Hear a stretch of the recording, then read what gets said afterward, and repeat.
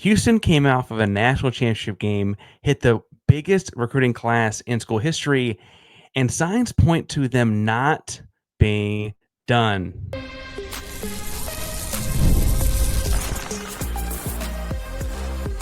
You are Locked On Cougs, your daily podcast on the Houston Cougars, part of the Locked On Podcast Network, your team every day. Welcome to Locked On Coogs, the podcast about your Houston Cougars. I'm your host, Houston-born teacher and coach, joined today by Ben Pfifer. Ben, I usually ask a weird question today, and I don't mean your location. It does say LA on Twitter, so I don't mean to make generalizations. Do you eat meat? Can I ask you a question about steak? I'm a big fan of steak. Yes. So are you a New York strip guy? What cut of steak do you like? It's a great question. I haven't had a good steak in a minute, but I think it's hard to beat just like a good ribeye and you just like rip off the cat muscle. I feel like I'm more of like a slow cook braise kind of guy than I love a good steak. Don't get me wrong, but like if you made me pick, I'm going with some long braise cut of smart meat. Man. But yeah, no, I feel like most of the people who are like online about their veganism, which like I don't care about. You do you. I have friends who are I don't mind, but like I feel like a lot of people are transplants more than maybe people who are fair enough. Fair enough. But I don't judge. People like to eat how they eat. What about you? I end up leaning probably. I'm gonna go steak here. I am probably more of a ribeye guy myself. That was a good choice. But it's just a safe. It's just like the lame safe. Well, it probably is. But I honestly probably do go more of a slow cooked brisket myself. Today's show, we shouldn't go too far. The mentioning is brought to you by Monarch Money. More on that fun later. But Houston is hitting it big in the 2026 class, and draft analyst, basketball scout Ben Pfifer to help us. Came across some of Ben's work looking at switch theory and sportcasting NBA. You should do the same. But Ben's going to help us break down some of the guys that have offers in the class of 2026 from Houston and kind of talk to us some about their games. And I want to start off by talking about some like big deal, big time names, working with some guys that I feel like fit more of that Houston guard mold, and then ultimately end up with some Texans because we know if you can dominate the state of Texas, you do a good job in recruiting as well. But Bryson Howard, Ben, is a name I've heard over and over again since about late May. And I got to be frank with you, he's from Texas, and I hadn't heard his name a whole lot before late May. And I feel like he's all over the map now. A tremendous summer at Peach Jam and the entire Nike circuit. What can you tell us about Bryson and Bryson's game? And let's talk about what Howard brings to the fold a little bit. Yeah, Bryson is very much out of nowhere. And there's a couple reasons for that. He plays for a smaller school in Texas. He's not one of these big preps yet.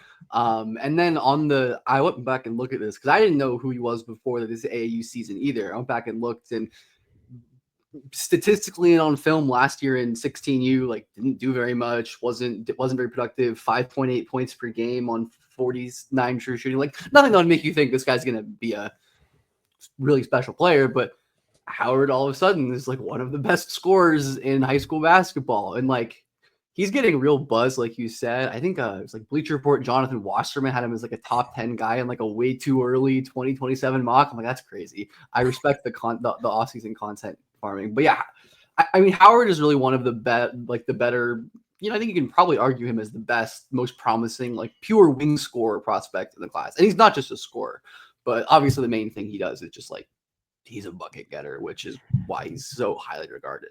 His father was a big-time NBA player. Josh Howard played for the Mavs for a long time, and I always get the name of the school wrong, but he coaches at some small college in the DFW area. It's like UNT Dallas, or it's Dallas, North Texas. UNT Dallas. There you go. And I say that to say that he comes by it naturally, obviously. Do you think there's anything to, I don't mean to like make every kid Steph Curry if their dad played in the NBA, but like this wave we're seeing of so many guys that are late high school bloomers, if not later, Jace Richardson just went pro or whatever. And they have this genetic advantage, sure, but like they also have just seen pro basketball up close and in person in a different way. Yeah, I think there's definitely some of this where obviously if you're a son of a pro basketball player, you have better access to resources and training than 99% of people. And it's not just the access, it's just like how good training is now at like the youth level in terms of skill development and like plyometrics and movement. Like if you're the son of an NBA player who's smart and knows what they're doing, you're probably going to be doing all of that at a younger age than, you know, some guys won't do it until they get to the league, right?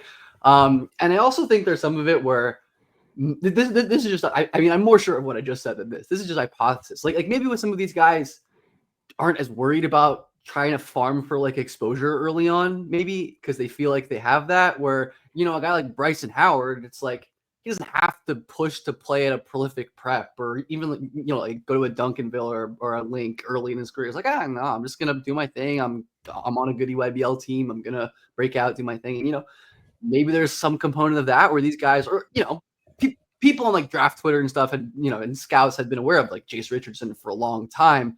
He played at Columbus forever with Cam Boozer too, who's Paul George AU team. But like, again, wasn't a crazy huge name, and that didn't really seem to ever be an issue, right? And because Jason Richardson's dad, and obviously he's an awesome player. So maybe some of it, I mean, it's hard to really know. But another thing for Howard is he's super young. He is August 2008. That is his. That is. God, I'm so old. I'm not old, but that makes me feel old. That's like I was born after 2000, but that still makes me feel ancient. Just for comparison, like the number one player in the class, Tyron Stokes, is October 2007. I believe it's Baba Oladotun, I think. He just reclassified to 2026. He's like December 2008. He's super, super young for the class. And Howard's like only 5-ish months younger than him. So, and at this level, that really matters because just the gap in physical and mental maturity between, you know, a 16-year-old and a 17-year-old is pretty significant. Whereas the gap between, you know, a 27-year-old and a 28-year-old is like whatever, like it levels off. So it's my point being, it's really impressive that Howard is doing what he's doing while being younger than most of the players he's playing with. And again, it's really impressive. And I think he's legit and would be a sick get for Houston. One guy that not a national audience necessarily has mocked to Houston, but I think Houston people feel pretty good about is Arafan Diane. 7-footer. A lot of people has the top ranked center in the class. Quickly, but I don't. What do you think about his game? He's getting the Ghanaian Jokic comparisons because of how talented he is with the ball, and everyone's getting the Jokic comparison. Yeah, and all those kind of things. What I mean, obviously, Houston would love to have him because a couple years in the Sampson defensive system would do wonders for his game and vice versa. But what do you notice about Arafan Diane's game? Yeah, and I wanted to quickly just say about Howard. Another reason I like him so much, and I think he will endear himself to people, is because he like does all of the little things. And you know, people say at coach speak, like you watch Pro Skill 17U, Bryson Howard is setting mean screens on the ball. He's getting tip-ins. He's chasing steals on like the defensive end. And he doesn't like need isolations and pick and rolls to score. He mainly is just like spot ups, transition, flow of the offense. And I think that's going to make him an easy fit in any college system. But also someone who just like people are going to like because he's not going to take bad shots. You know, he'll take contested shots because he's a crazy shot maker, but he's not going to like dribble the art of the ball and ruin your offense. Is my point. Do you think that pairs well with? So Dion's like an offensive guy that does a lot of pass. Like he's a good passer and playmaker out of the post spot. He is listed as a 7-footer. Do you think that he'll pair well with those kinds of guys that, you know, do movement and shooting and things like that without the ball? So is it the kind of thing where you want to lump these guys together if you're Houston? Obviously, not just because they're both talented, because they're not just any combination guys. They pair well with each other. I hadn't thought about this until right now, but I'm pretty sure I think it's Janae. I don't know. I think it's Arafan Janae. I think those two would be a hell of a fit together. I never thought about that, but yeah, I think Janae. I'm very high on him. I ranked him as my 3rd best prospect in the class in my recent top 10-ish write-up, and it's mostly just because he's like a one-of-one rare offensive talent. You know, Ghanaian and Jokic, whatever. He's 7 foot 313. He averaged 17 points and 11 rebounds this year, this AAU summer, on 75% true shooting. I did a comparison to a ton of great post-up bigs in terms of points per possession and effective field goal percentage and turnover rate and how much they posted up, going back to like 2017 AAU samples. And Arafan laps everyone. He's better than, Patrick Ngongba, Paolo, Derek Queen, Daron Sharp, Hunter Dickinson. Like, he is truly historic in terms of his production. And like, yeah, he's totally immovable, 7 foot. He's got a great soft hook shot, and he's a great passer too. Like, Jokic comps what they be. He is an objectively very above average passer for a man of his size. He's just a great processor. And kind of tying it back to Howard, like his team, Iowa United, doesn't have a ton of like highly ranked players around him, but they do have a lot of guys who like to cut, and they'll like run split cuts and move off the ball. And Arafan just had an absolute wonderful time kicking out the shooters, and he can make some like pretty high level passes to cutters. It's not just basic, chest passes. He can really make some high level plays. I think the issue with the main issue with him, which is interesting that you mentioned, is his defense, where it's just like not the type of center that Houston typically goes for. Very much not a Houston big. I don't think that's a bad thing. And I think it's, I generally appreciate when teams break convention, especially to get a player of Janae's level. But like, yeah, it'll be really interesting because like I think he's like fine mobility for his size, but he's like a 7-footer who weighs 300 pounds. There's only so mobile you can be, I think, with his build.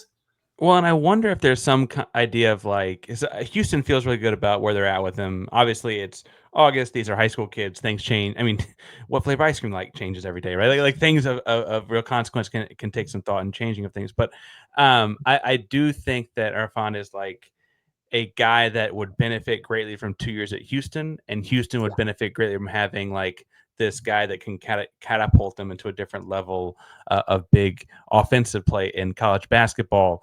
And so it's just one that I'm constantly keeping an eye on because I'm like, God, that'd be crazy. Now, I want to talk about 2 guards that are high-end kids that kind of pair with what Houston's done in the past, maybe a little bit more conventionally.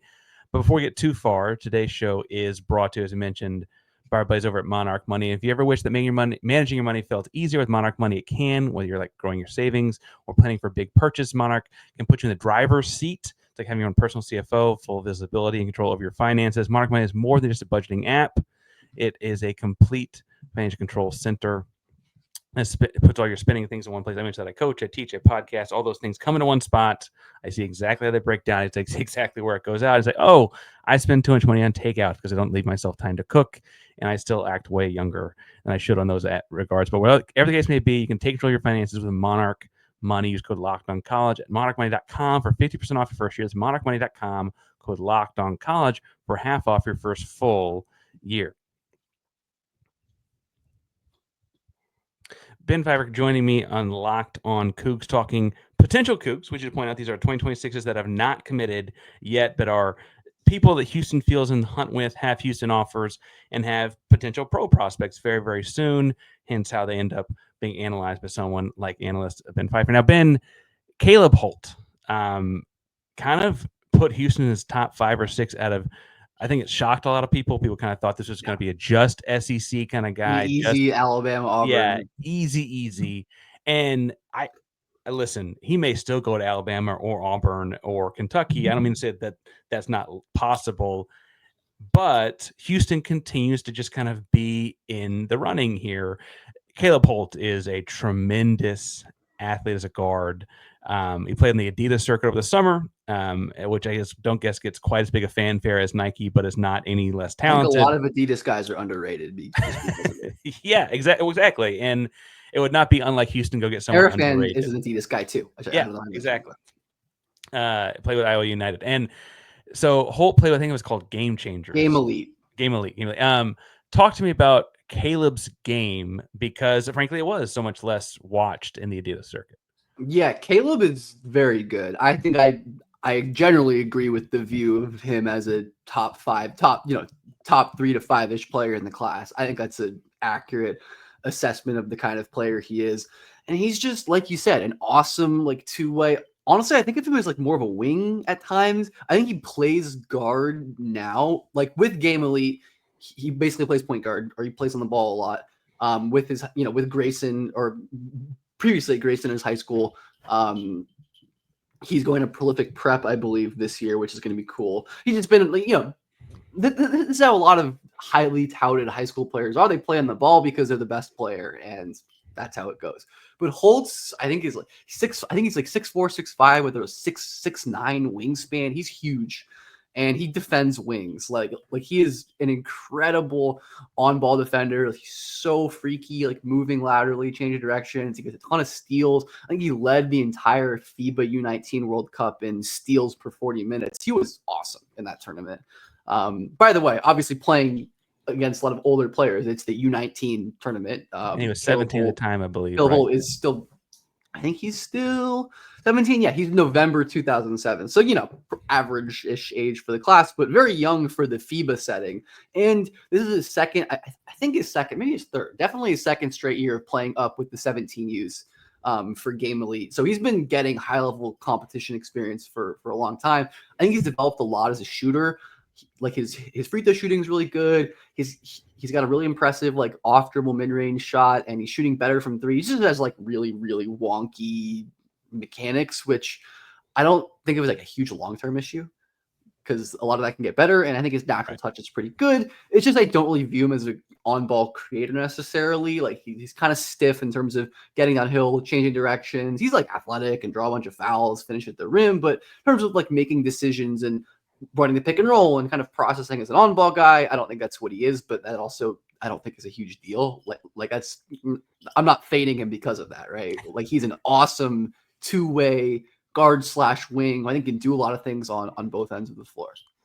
Houston loves guards with long arms. Like you said, he's a very classic Houston type of player. Yeah, and frankly, if he were not in Alabama Auburn's backyard, I feel like it would be a lot more national buzz about him coming to Houston. It just feels like a Bruce Pearl kind of thing with him being right there or whatever. But the long wingspan, aggressive, all that plays into Houston's hands. I made already one mistake with being able to pronounce names tonight. Akena Lozier is how I've been saying it on the show. It might not quite be correct. I think that one's right. I think Lozier. Lozier. Dude can play. We're all going to learn his name very soon.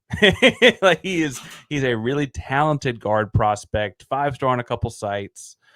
He has mentioned Houston several times. He is a more traditional point guard build, although as you mentioned, a lot of these guys at the high school level are able to just kind of play a Derrick Rose type point guard position anyway, right? But tell me what you noticed out of Lozier and kind of what sparks your eye as a guy looking at like what he can do at the next level and beyond.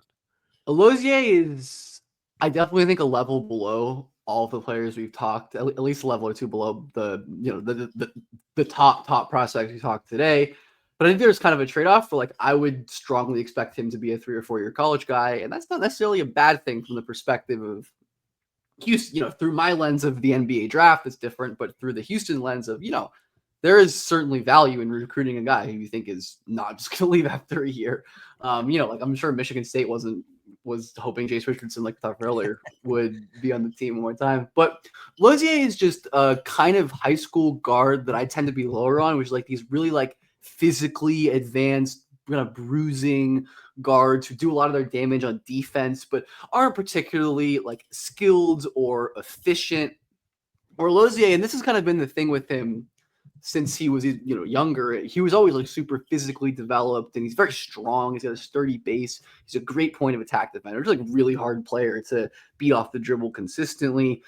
And he's like a pretty good athlete. He can get downhill, draw some fouls, but just this AAU summer with Utah prospects, like 52.8 true shooting, not great. Assist to turnover ratio 0.74. That's really not that great for a point guard. Shot 25.8% from three, so he's not really an outside shooter either. This is like your like college scrappy athletic defense guard, which is a very Houston type of player. I think he makes a lot of sense as a Cougar, I think, even if I don't view him as like an NBA prospect. And it's almost the opposite. We talked about Arafan earlier, where like I feel like that's a mutually beneficial relationship. This is just one where like, hey, you already do the things that we like, right? Like you're already playing. Yeah, it's like he's a sick rebounder, He, just got great quick hands. Like, yeah, Kelvin Sampson's gonna have no problem fitting him in the rotation, but I do think, his limitations mean that I wouldn't project him as like a future quality starting point guard, or maybe, a solid one, but I think probably always some kind of offensive limitations. Well, but definitely someone who I think a coach like Kelvin Sampson, who just runs the most psycho-aggressive defense in the country, would love. Well, and you're projecting NBA things, obviously. In college, you see a lot more of a Braden Smith as a past first point guard at Purdue or whatever. You see those There's guys. more room for shorter players who aren't super good Correct. shooters or very highly, or highly skilled, or like combinations of both, for sure. And it makes for an interesting spot for Lozier, especially considering like he has, because he was so developed so early, as you mentioned, just big, strong, fat, big being like broad shoulders, big, Right. strong, fast, etc. He's not a giant. I think I saw him at 5'11". I think one thing's had him at 6'1", so I'd imagine he's probably 5'11", 3/4. I guess around 6'6" without shoes would be my guess. And yeah, it's a thing. It's like, the athletes at the next levels are different, right? And there's, it's obviously a good thing to dominate your competition physically. I don't want to get that twisted in at all. But if that's like your main thing, if that's your main pitch, especially as a smaller player, if you're 6'9" and you're just a unit and you're dominating physically, it's like, okay, maybe you can get away with that. But if you're 6 feet tall, 6'1", maybe 6'2", for being generous, it's really hard. Like, it's just, even at the college level now, like the bar for being a really good quality guard is getting higher, in my opinion. Like, it's getting higher at all levels. And I think this is, it's beyond just Lozier, but so many college, high school, college point guards fall into this kind of bucket of these maybe like more athletic, reliant, defense first, that just, I think maybe a harder time fitting into the like modern college game. Even, I think even the college game is getting more NBA-ified in some ways. Like, well, you mentioned NBA-ified, you mentioned fitting into games and so on, and I want to open our Texans segment in 1 second, just like with a guy that has an interesting level of pressure on him with Houston. Before we get too far,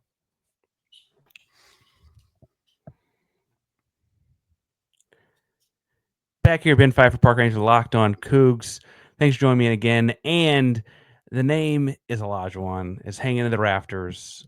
He's got he in his faith, he actually doesn't want a statue of himself, so they put a statue of his jersey downtown. But Olajuwon's name is all over that city. And Aziz, his son, is a senior this year. And Aziz had a really good summer with JL3 Elite on the Nike EYBL circuit.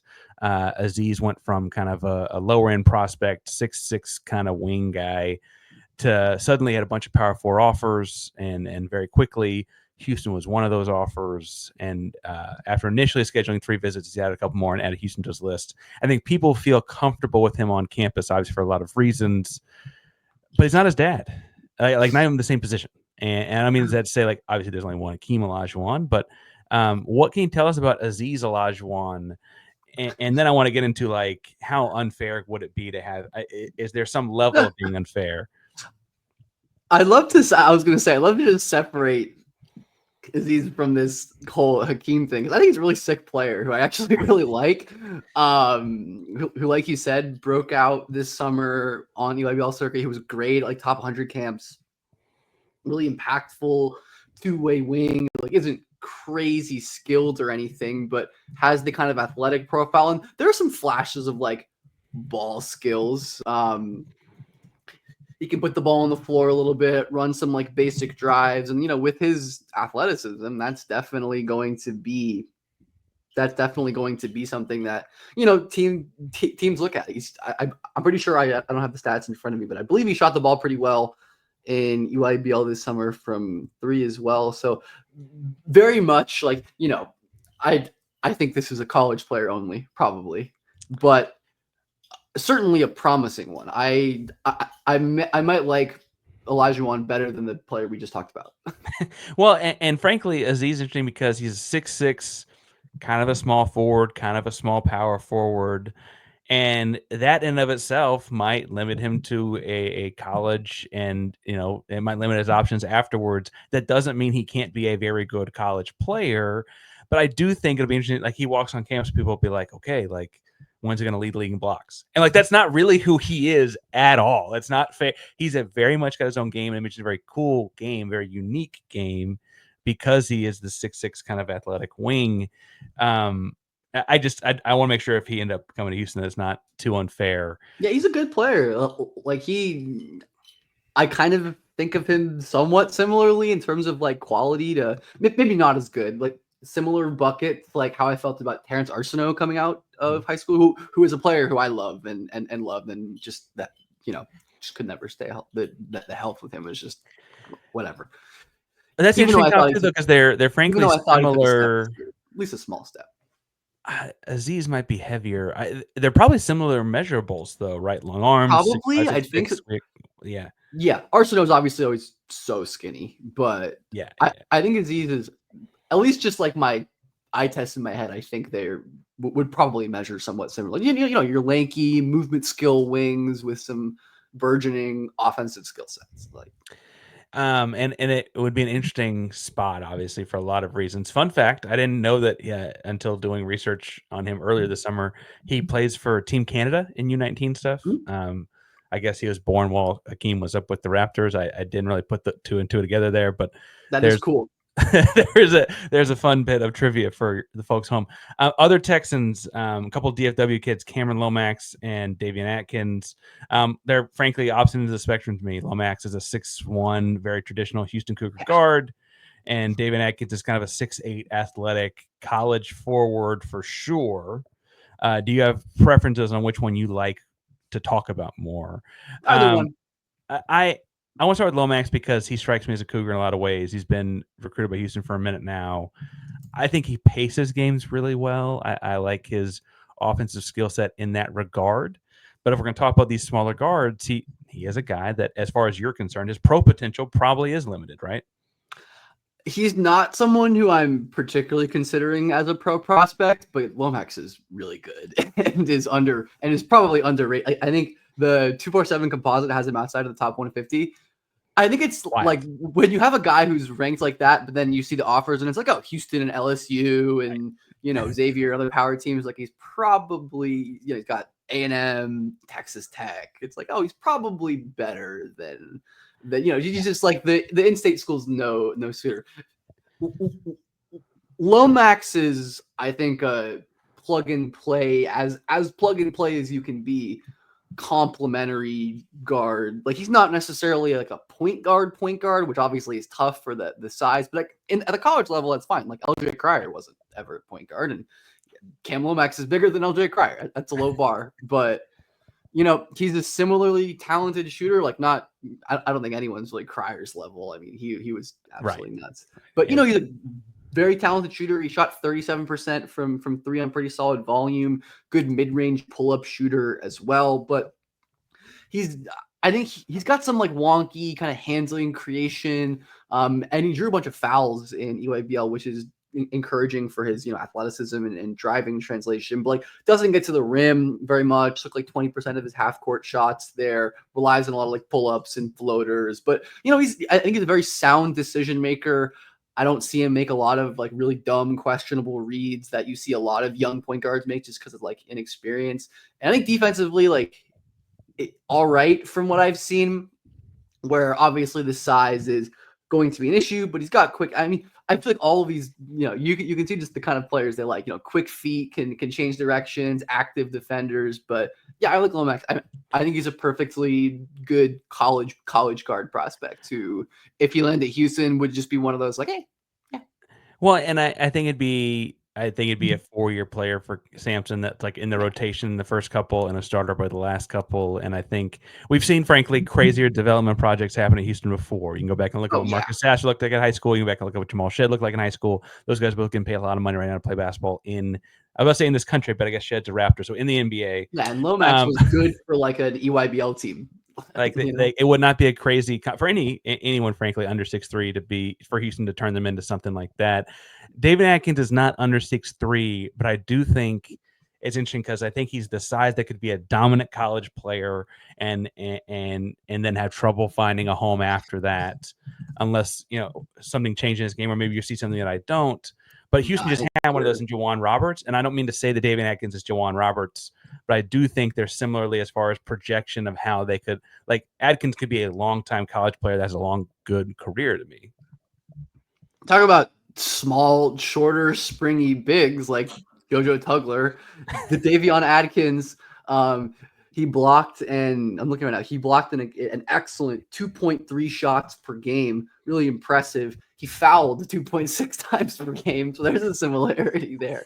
But like you said, I think what is Atkins, like 6'8"-ish? He's listed at 6'8", so he might be 6'7". Definitely a long wingspan. Yeah. Crazy athlete.